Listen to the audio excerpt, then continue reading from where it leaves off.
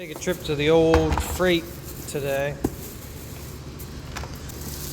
My heat gun decided to take a shit on me.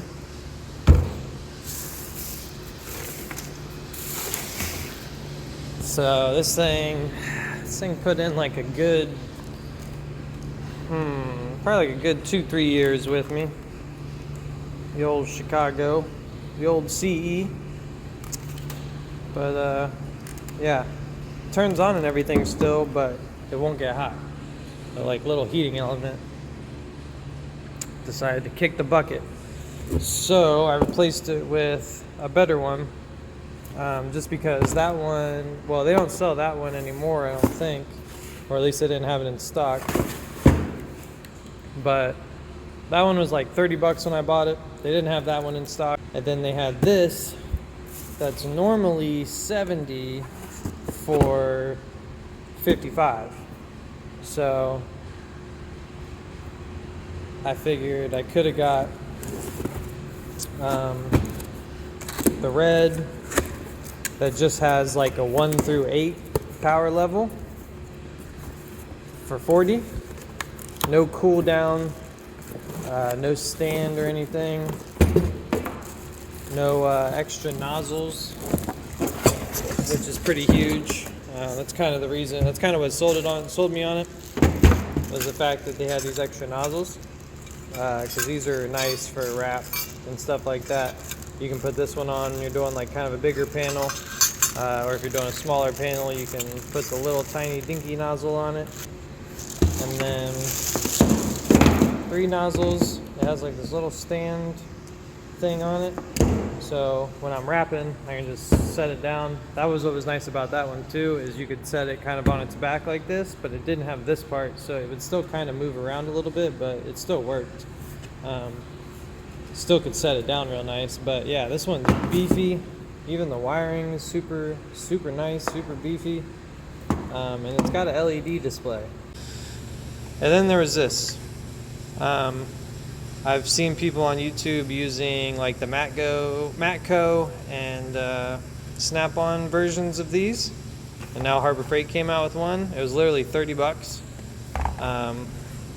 You plug it into the wall, charge it, and then it's got 2 little lights, and you wrap it around your neck. You know, for like buffing out cars even, it's nice to have light exactly where you want it. Got me some fasteners. I need a few for this car, and I bought a kit like this from Amazon a while ago, and I've used like most of these like universal clip-in ones, and then all of my little push-in ones, so I'm down to like 5 or 10 left out of a kit like this I bought not too long ago. So you just end up using a few here and there on jobs, and before you know it, you've gone through a lot of them. This is another thing I've just bought just to buy for detailing. Like, I keep some normal like household ones around for detailing stuff, but I figured it might be nice to have some of these big ass ones, and for interiors some of these little small ones. So for like $4 or something, you get freaking 175, 6 different sizes. Kind of like one of those why not things. I needed a tire kit, patch kit for the Toyota. Its back wheel is leaking air, back tire is leaking air. Needed some small zip ties. Oh yeah, I needed some PB blaster. I found out at Harbor Freight they have these good like PB blaster bottles that you can dial it back. It helps like not waste it. You can just keep it on the low setting, squirt little bits into wherever you need it. Yeah, that was my little Harbor Freight haul. I'm gonna start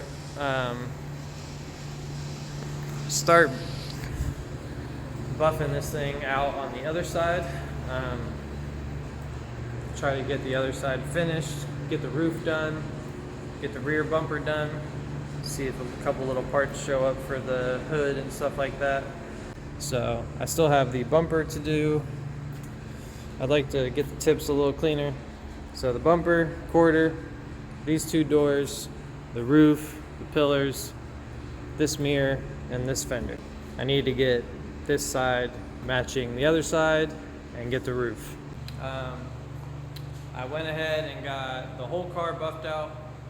Roof, trunk lid, rear bumper, tail lights, both sides, the pillars, the hood, everything has been completely compounded and then waxed with Turtle's ceramic wax.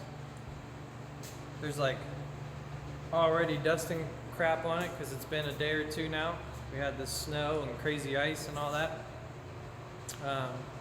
So yeah, it's been like 2 days and it's got a little dust and dirt on it, but it looks killer. Looks 10 times better. Thank God the heat turned off for a second. Yeah, so car got completely buffed, compounded and then waxed with ceramic wax. After that, I patched the tire. I just have to fill it with some air now. I dropped the battery off to get fully charged overnight at Advanced and to test and see if it was going to do that, see if it was good. And picked it up today. Sure enough, it's good. So it doesn't need a new battery or anything, which is nice. You know, saves $100 or so. And then I also got the little hood trim put on. I picked up some bulbs for it. And then I've just been doing some little odds and ends. One of the clips for the bulb was broken. Kind of fix that up as best I can. But yeah, I'll go ahead and show you guys. This hood trim here makes a hell of a difference when the hood's closed. Right now I do have to have that in there because the whole shock thing is a pain in the ass, but I got one ordered, the right one, made sure, and whenever it comes in, it'll take 2 seconds to pop in, and it'll not be a freaking pain in the ass anymore. But the whole hood strut, it's stupid. This whole situation with this car is kind of stupid, but anyways, yeah. Roof turned out nice. It shines like the rest of the car now. You can actually see a good reflection. You can see a huge dent too, but it was pretty bad. So hood matches the rest of the car. The whole thing's still nice and glossy. Rear bumper and everything still matches or looks good now. Same with this side. It all matches. It all looks good. It all has a good reflection. Not a show quality perfect car, but still looks 10 times better than when it came.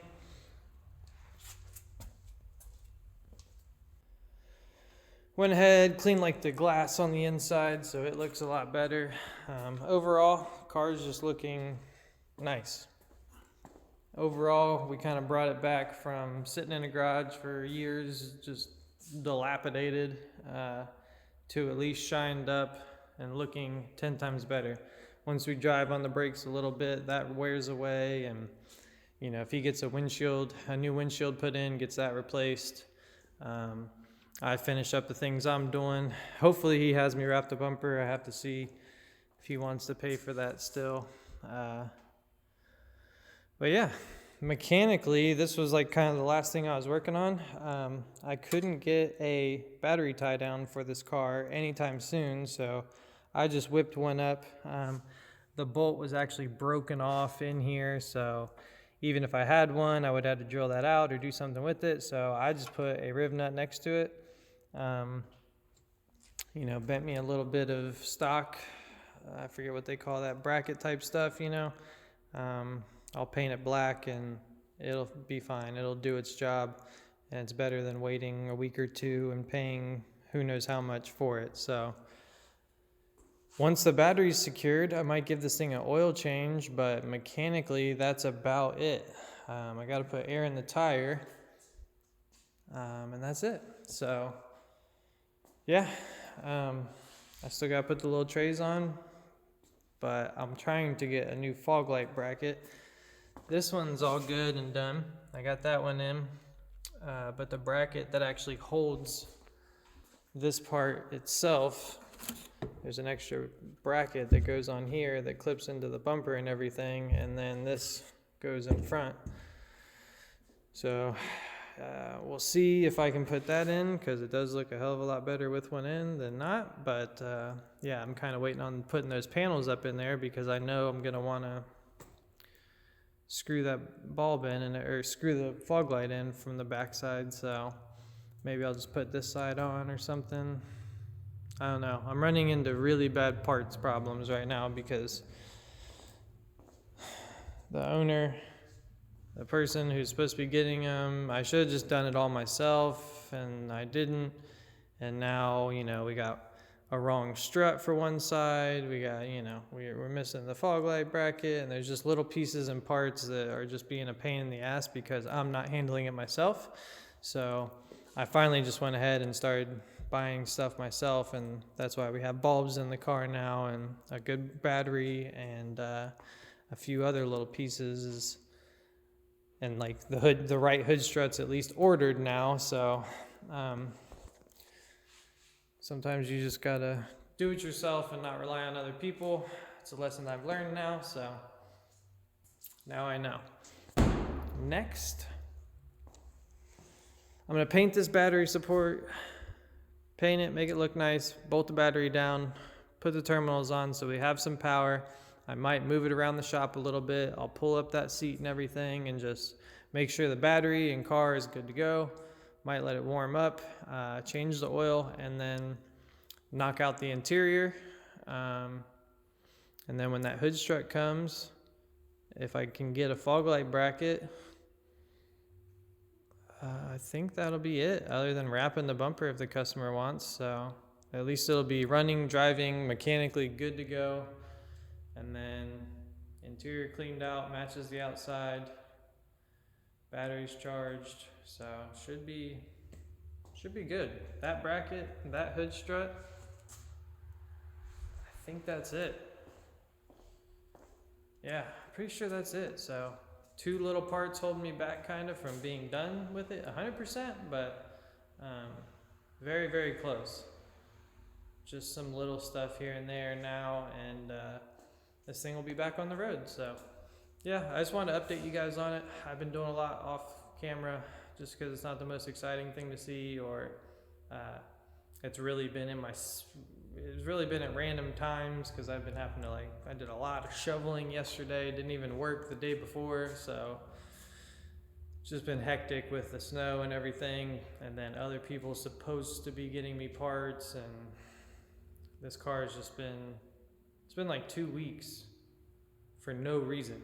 I could have knocked it out so much faster, but oh well, I guess that's how it goes sometimes. So yeah, let me get the rest of the stuff done, and I'll update you guys again when I get some more progress done. Alright, we got that thing in. Doesn't quite look factory, but it does the job. The battery is super, super secure. I put a little bit of buffer down on the battery for this to hit, and then painted it up, mounted it with a stock 12 and some little wing nut ones where there's a spot down there to do it, and the battery's good to go. The battery is secure, fully charged, and actually runs really well. Starts it really well, no problems there. I got all the bulbs in the front end, minus that one fog light. I got all of them in working. Now that I got the battery going, I was able to move it around, get it pulled over. All the lights work, daytime running, blinkers, hazards, this fog light, the brights, the lows, they all look good. I'm just waiting on the one bracket for that, and the bulb's sitting right over there. New fog light and trim panels sitting there, so just as soon as I get that bracket, that'll be good to go. But I wanted to pull it over and give it an oil change, and yes, I know I have a lift, but reason being it's not on the lift is, in order to get it on the lift, I would have to go through all of this shit. So I am good on taking this thing through the slushy mess that it is outside. So I don't mind doing it on the floor. It's actually nice because when you do it on the floor, you don't really make much of a mess. When I do it on a lift, since the car is kind of so high up in the air, when I start draining, I have to like catch it in the pan and take it to the ground, and then it ends up splashing over.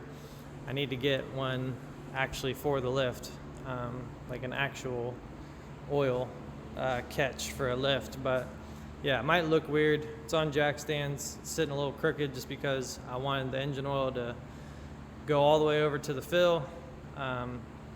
I let it warm up for like a solid 10-15 minutes with the door open. Gave it some oil stabilizer to kind of run through it real quick. That stuff right there. So let it warm up, let the oil stabilizer do its thing. Got it fully up to operating temp, pulled it over here, jacked it up, and now I'm about to drain it. And it's kind of crazy. The oil, was to about the second dot. It didn't look too terribly bad, whatever. At least it had some.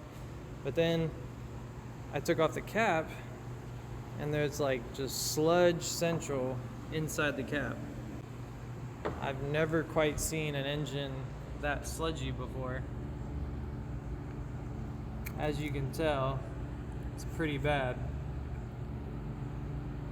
So this thing definitely needs an oil change. Definitely hasn't been done in a long time, it looks like. So I don't know why, but we're gonna go ahead and get that changed out. I got a new filter, got some oil for it, so we're gonna go ahead and drain this stuff, and maybe I'll show you guys what comes out if it's real bad. Man, I thought what came out of the oil cap was bad. This little amount of sludge was bad, which it was. That's like still more sludgy than what it should be, what most cars are. This whole thing was just topped with it. But yeah, this got out of hand. Look at all that sludge. Shout out Harbor Freight for selling these little cotton swab kits. Already glad I bought it. Already super worthwhile to get down in this head a little bit and get some of the sludge. I don't know if it was mostly real bad because of it being right here for the oil opening. Like, I don't know, maybe people had just really poured some junk in here and it just got really dirty, and that's why it was so bad right here. But it would appear even, all over, like this is where the oil filter housing is, so even that was pretty sludgy. So it would appear, and I know better, that this whole engine is pretty bad. So I'm trying to get you guys some light in here. It's not really working, but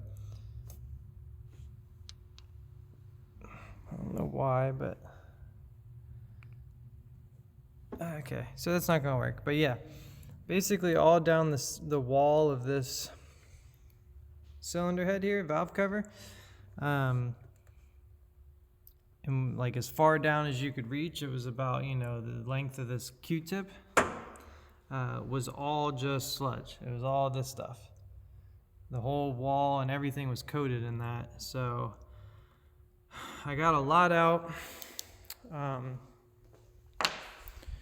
with the Q-tip. I got a lot out with the rag first, and then started using the Q-tips and whatnot, and just bringing it all up, wiping it off, going back down, getting more of it out. And then I actually ended up hitting it with a little bit of seafoam. Let some seafoam sit in there, and then kept doing it again and kind of just cleaning it out. So I mean, it's absolutely disgusting. This is when the oil commercials say, "Is your engine full of sludge?" That's what this is. This is what oil turns into when you don't change it like you should and you let it go for way too long. Alright, just got this thing full of oil. Got the cap back on, dipstick back on. I did have to fix the little windshield wiper line. It was kind of ripped out of its place and just dangling from the old hood, and then I got it onto the new hood. So everything in here is secured, good to go. Batteries mounted, tight, full of oil. Got that line routed. I just need the one strut for this other side of the hood, and that will be it for the engine bay. I got got everything down here buttoned up. I got this one side of skid plate back on. I'm still waiting on that one. Got the oil drain plug in with the new crush washer. Oil filter housing with new O-rings and everything's good. You can kind of see how wet stuff is down here, but that was like that previously. This panel was also loose. The wheel well over here was kind of ripped and needed some fastening, so now that's all good and tight, secured completely. I got the one underneath, the one on the inside. I kept forgetting about them, but yeah, mechanically this thing's good to go. I reset the little thing for the oil. I'm going to give it a new sticker for the oil on the window, and then like I said, mechanically everything's good to go. I need to get that hood strut on. I need to get that fog light bracket in. Supposedly it is coming, but get the fog light in, get the last skid plate up under there on, get that hood strut on, and my job will pretty much be done. Okay, I hate to say this, but I'm editing this video and I realized that I don't have before or after pictures of this car to show you guys, or a final clip summarizing what I did to this car and kind of go over everything and then end the video out like I usually do. So not how I usually like to do things, but it is what it is. I got the hood strut in, I got the fog light in, I put the last little skid plate up underneath, and it was all good to go.